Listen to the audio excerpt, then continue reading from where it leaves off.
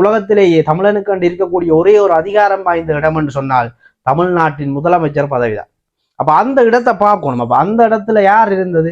2009 பாத்தீங்கன்னா தெலுங்கர்கள் இருந்தார்கள். அவர்கள் சிங்களவர்களுக்கு சாதகமா இருந்தார்கள். இனம் செத்து வீழ்ந்தது.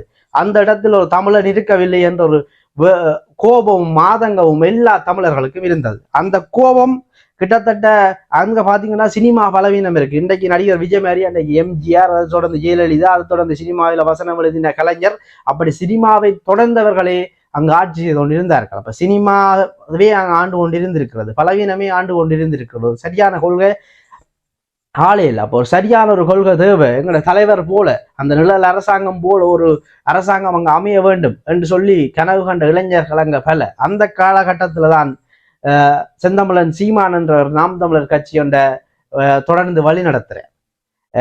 அது பாத்தீங்கன்னா வந்த உடனே அந்த எங்களுடைய